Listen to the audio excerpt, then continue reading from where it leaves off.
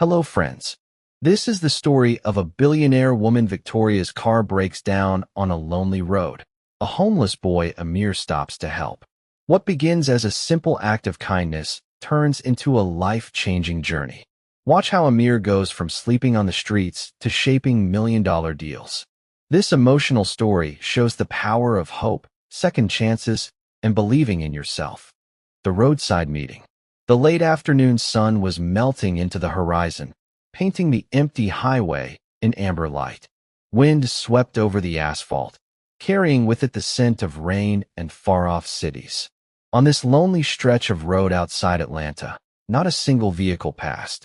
The silence was so deep that the hum of crickets and the rustle of dry grass became the only soundtrack to the evening. Parked on the shoulder, sleek and motionless, was a black Mercedes S-Class, its hood slightly raised, its lights still on. The kind of car that turned heads even when it wasn't moving. Inside, frustration brewed like a storm. Victoria Hayes sat behind the wheel, tapping her manicured fingers on the steering wheel. She was 34, sharp, decisive, and powerful, the founder and CEO of Hayes Global Technologies, a company valued at over $3 billion. Headlines often called her the Queen of Innovation and the next Oprah of tech.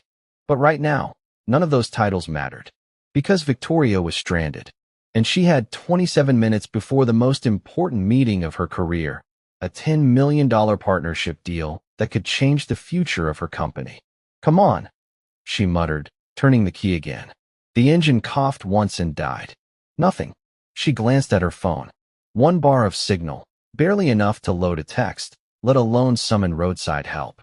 Her driver had called in sick that morning, so she'd decided to drive herself. Now she was regretting that decision more than anything. Victoria climbed out of the Mercedes and scanned the road.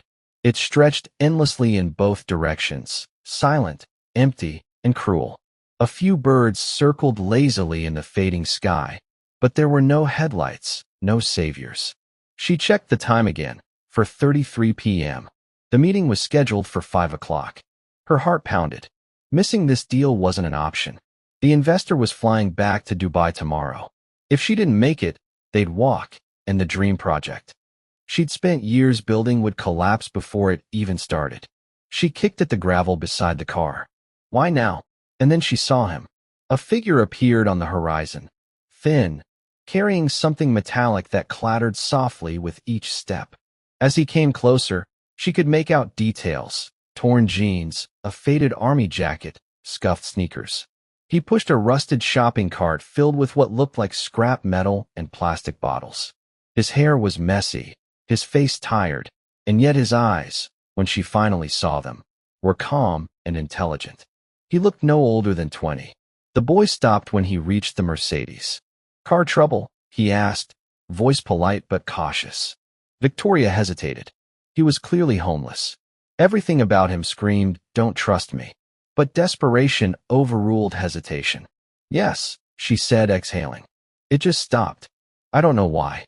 He nodded once and set his cart to the side. "Mind if I take a look?" She bit her lip. "Do you know about cars?"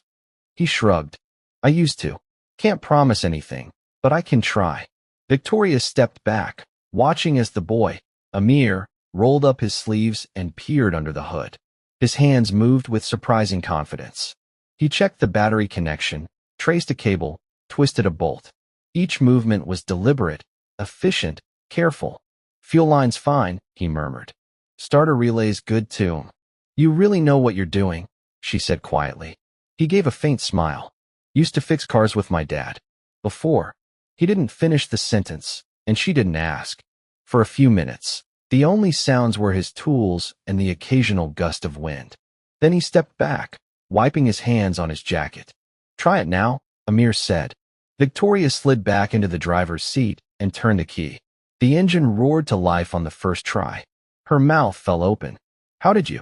"Loose connection," Emir explained. "Probably shook loose over time. Easy fix." "This is a 2024 Mercedes," she said, amazed. "I had it serviced last week." "Then maybe they rushed the job," he said with a shrug, as if diagnosing a luxury sedan on the side of an empty road was no big deal. Victoria stared at him. He wasn't just some street kid. There was something deeper here: intelligence, capability, pride that hardship hadn't erased. "Thank you," she said, stepping toward him. "You have no idea how important this is." "No problem," Emir replied, already moving toward his cart. "Glad I could help." She watched him for a moment. Something inside her refused to let him walk away. "Wait," she called. "What's your name?" He turned back. "Emir." "Emir," she repeated softly. "Thank you. Really." He nodded and started pushing his cart again, heading down the lonely stretch of road. The evening breeze tugged at his jacket as his silhouette grew smaller and smaller. Victoria stood beside her car long after he disappeared from view. She could simply drive away now, rush to the meeting, and seal the $10 million deal. That's what logic told her to do. But something about Emir, the way he carried himself, the way he solved a problem that even trained mechanics might have struggled with, stayed with her. There was more to his story, more to him. And deep down, she knew this wasn't the last time their paths would cross. It was only the beginning. The boy she couldn't forget. The Mercedes purred back to life, but Victoria's heartbeat didn't slow down. She drove fast, faster than she usually allowed herself to, the empty road stretching endlessly ahead. Every minute mattered. If she could just make it into the city on time, there was still a chance to save the deal. But as the scenery blurred past her windows, her thoughts refused to cooperate. They kept drifting back to Emir. The boy's face, his steady hands, his quiet confidence. It wasn't just that he had fixed her car, it was how he had done it. Calm, methodical, intelligent. He had spoken like someone who knew far more than life had ever allowed him to prove. And that tugged at something deep inside her. She had seen thousands of resumes, interviewed hundreds of candidates. But in that single moment on a deserted road, she had seen more raw potential than in half the people she had hired in her life. "Focus, Victoria," she muttered to herself, tightening her grip on the steering wheel. The city skyline rose ahead just as the clock struck 4:58 p.m. She parked outside the towering glass building where the meeting was scheduled and hurried inside, heels clicking against marble floors. The boardroom was already filled, suits and laptops, men and women with sharp eyes and sharper questions. "Ms. Hayes," said Mr. Al-Faruqi, the investor from Dubai, rising to greet her. "We were beginning to worry." "Apologies," Victoria said, still catching her breath. "Car trouble. But I'm here." The meeting began. Numbers, projections, visions for the future. On the surface, everything went as planned. She spoke with the same confidence she always did, her slides crisp and her answers precise.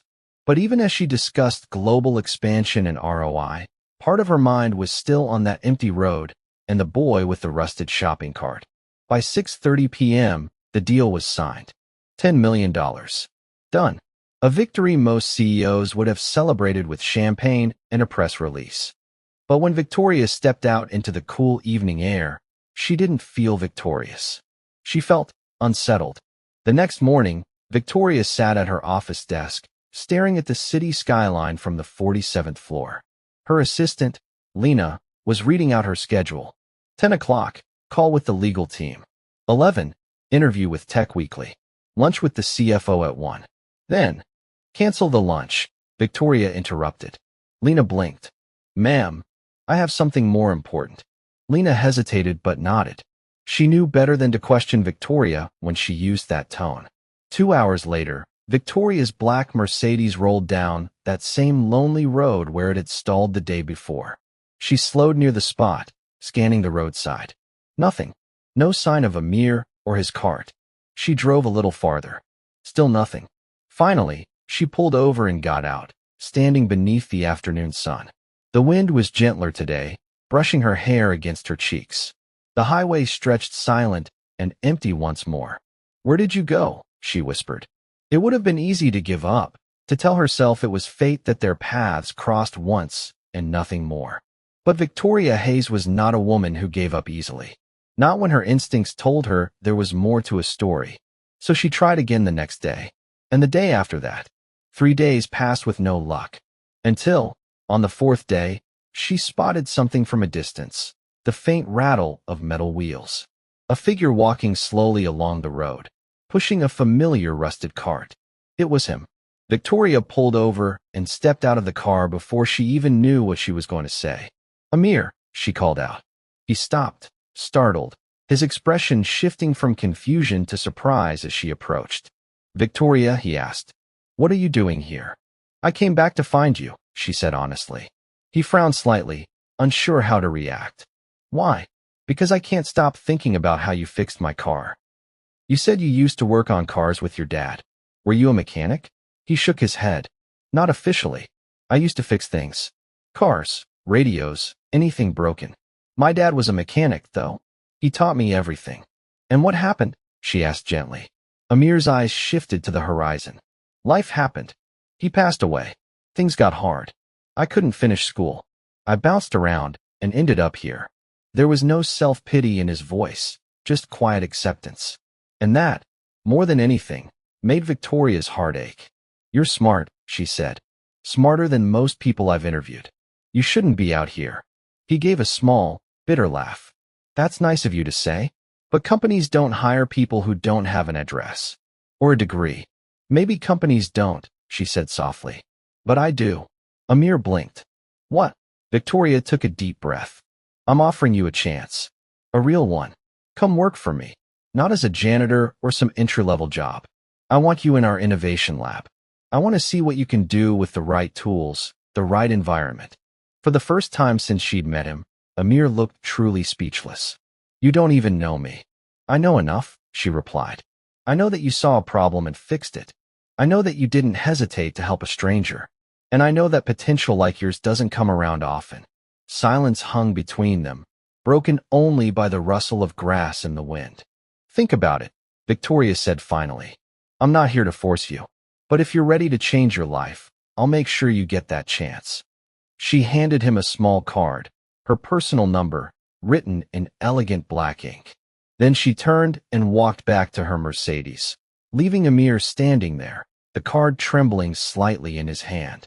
That night, Emir lay awake beneath the overpass he called home.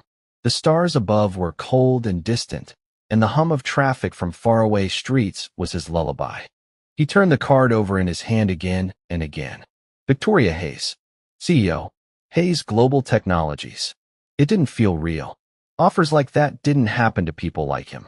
Life had taught him that much. But life had also taught him something else. Opportunities were rare. And when they came, they didn't wait forever. And so, with the faintest flicker of hope stirring in his chest for the first time in years, Emir made a decision. He was going to change his story. A door to a new world. The morning air was crisp, carrying the faint scent of rain from a night storm. Emir hadn't slept much. He had spent most of the night sitting under the overpass, staring at the business card in his hands. It was still hard to believe it was real, that someone like Victoria Hayes, a billionaire, had seen something in him worth taking a chance on. But as dawn broke over the city skyline, Emir knew one thing for sure. This was the moment he had been waiting for his entire life. He stuffed what little he owned into a torn backpack. A few clothes, a small photo of his late father, and an old set of tools, and set out toward the address printed on the card. The headquarters of Hayes Global Technologies looked nothing like anything he'd ever seen. The towering glass building pierced the clouds, its steel frame reflecting the sunlight like a monument to the future. People in suits and expensive dresses passed through the revolving doors with a sense of purpose and confidence. Emir paused at the entrance, heart pounding. "Here goes nothing," he whispered. The first step. Inside, the lobby was all marble and chrome, a vast space buzzing with movement. Receptionists typed away at sleek desks, while employees chatted over lattes by the elevators.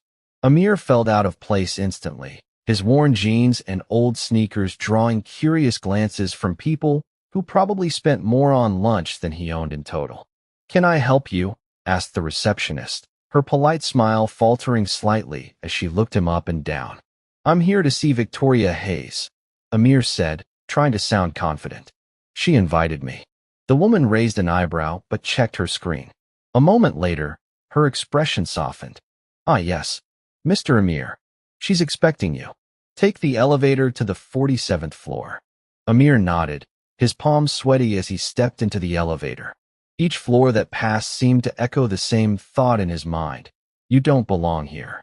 But then he remembered the look in Victoria's eyes on that empty road. The way she had spoken to him not with pity, but with belief. That thought pushed him forward. When the doors opened, Victoria was waiting. You came, she said with a warm smile. I almost didn't, Emir admitted. But I figured I had nothing to lose. Victoria gestured for him to follow. You have everything to gain. The lab. She led him through a series of hallways until they reached a large, brightly lit room filled with workbenches, tools, computers, and machines that hummed quietly. Engineers and designers moved about, deep in conversation over blueprints and prototypes. The air smelled faintly of solder and new ideas.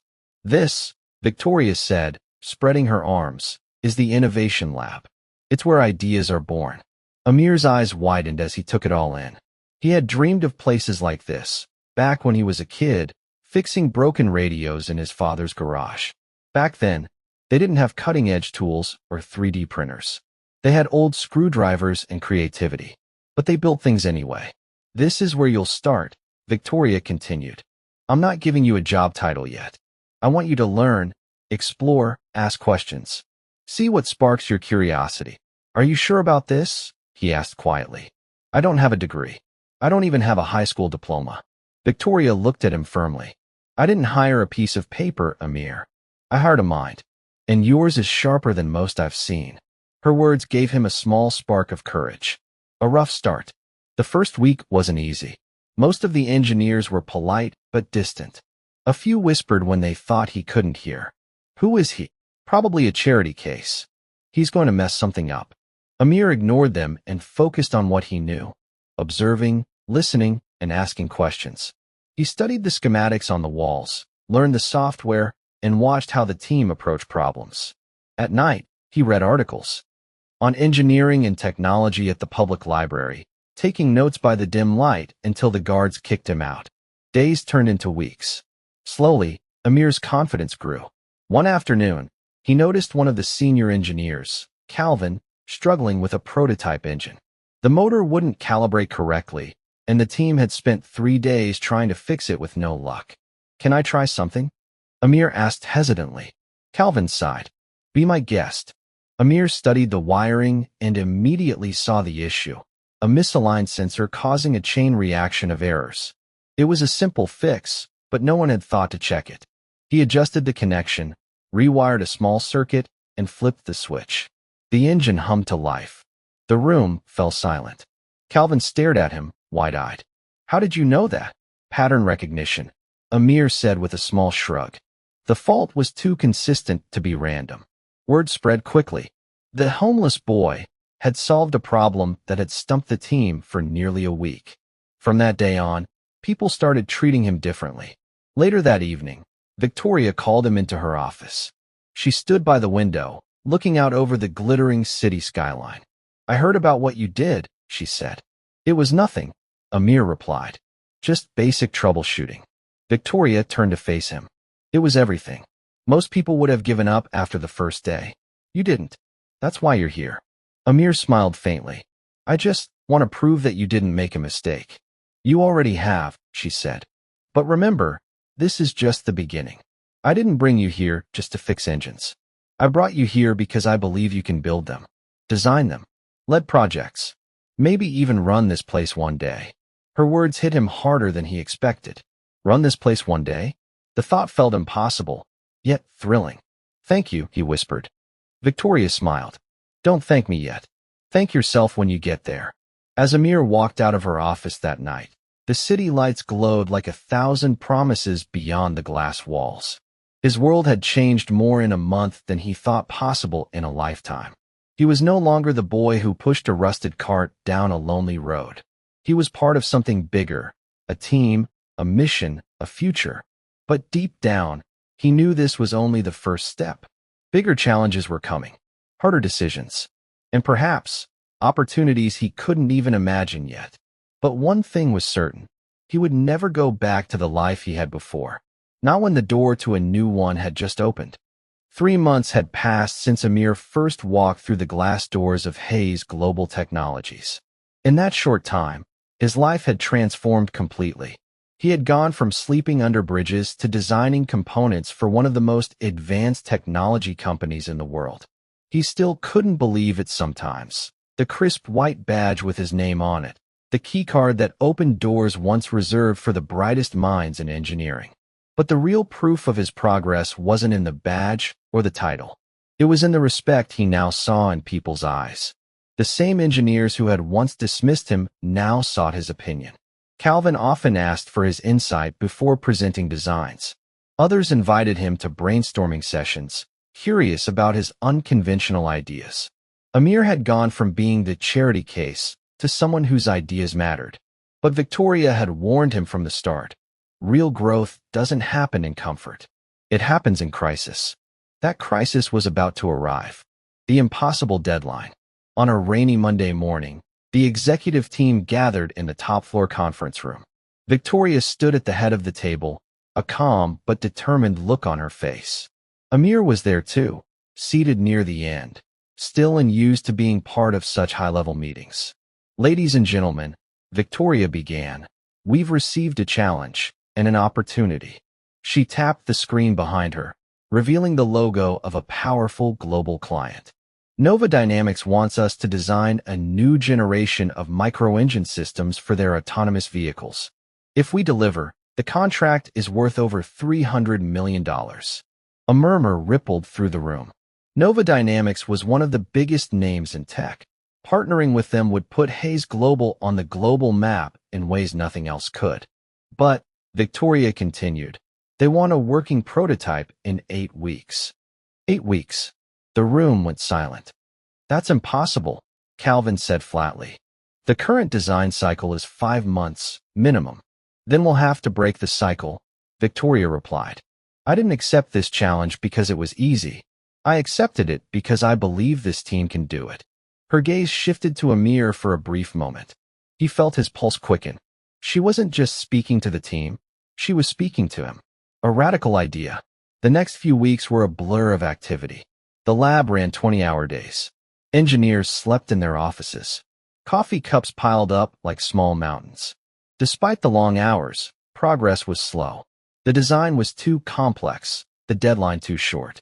One night, long after most of the team had gone home, Emir was still in the lab. He stared at the schematics, frustration gnawing at his thoughts. The current approach wasn't going to work. They needed something new, something bold. He closed his eyes and thought back to his childhood, to the nights spent in his father's garage. His father used to say, "If the solution doesn't fit the problem, change the solution, not the problem." Then it hit him. The team had been trying to design a new engine from the ground up, a traditional, linear approach. But what if they modularized the system instead?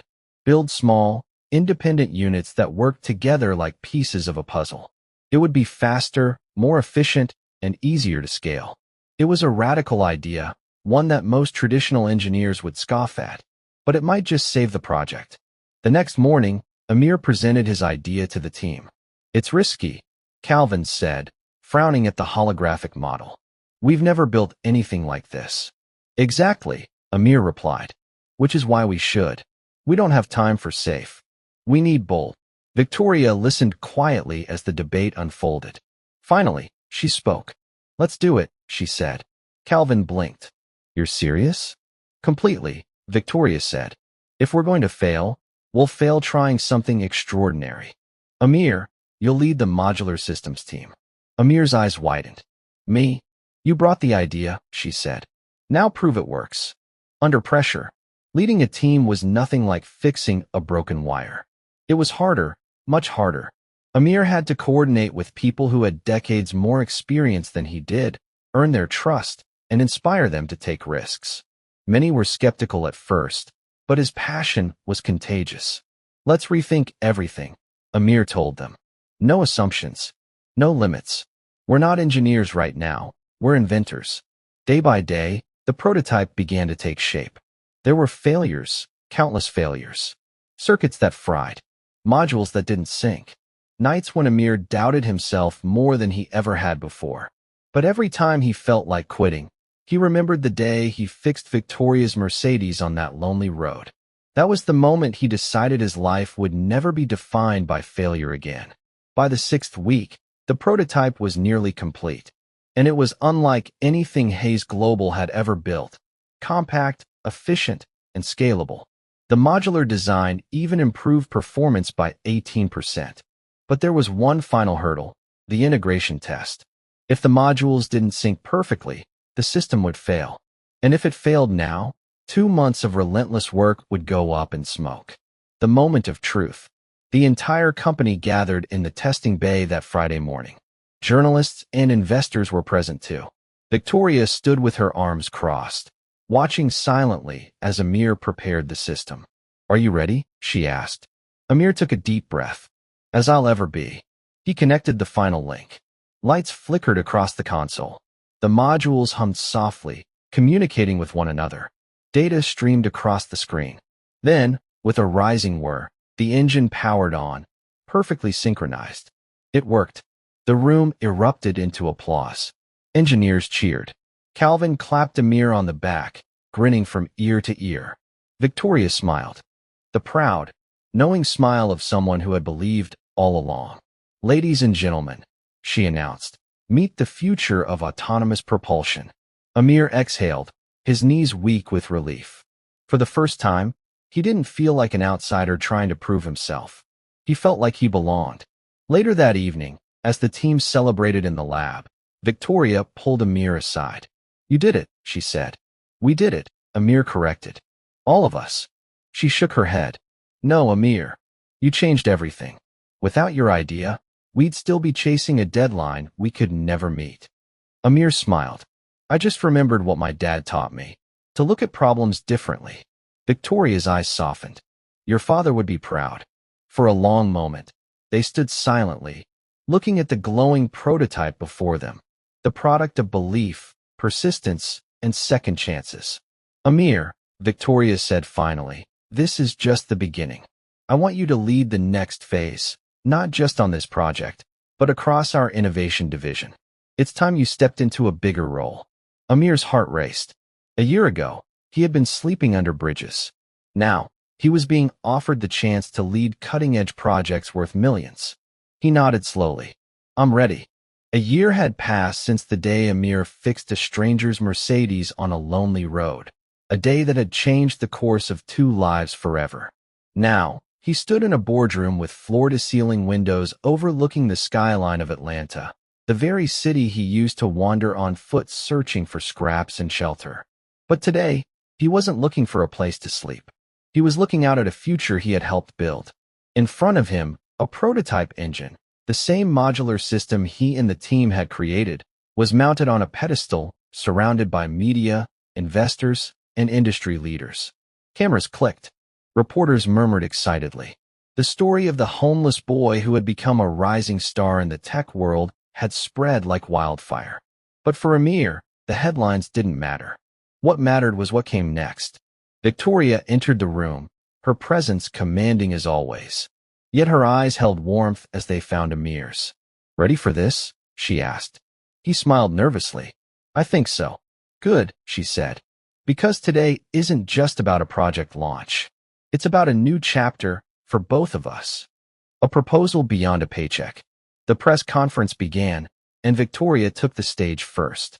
"Ladies and gentlemen," she said, her voice steady and strong. "1 year ago, this company took a risk. We believed in a young man who had no degree, no home, and no reason to be here other than raw talent and determination. Today, that risk has paid off beyond our wildest expectations." She gestured toward Emir.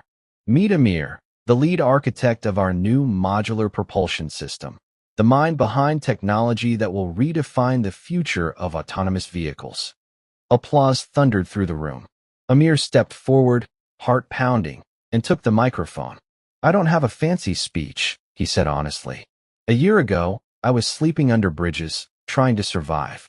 I didn't think I'd live long enough to see a future, let alone build one.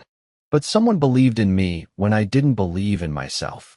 And now, I get to build things that will outlive me." His words drew a standing ovation. But what happened next was something he never expected. After the presentation, Victoria invited him into her office. The room was quiet now, the noise of the event fading behind closed doors.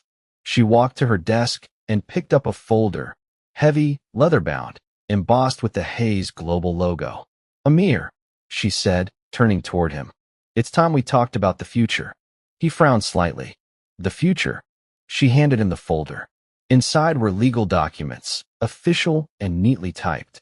Emir's eyes scanned the first page and froze. "Partnership agreement?" he whispered.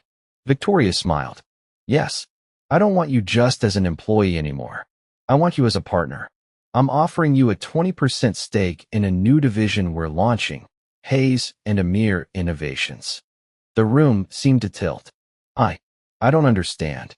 "It's simple," Victoria said gently.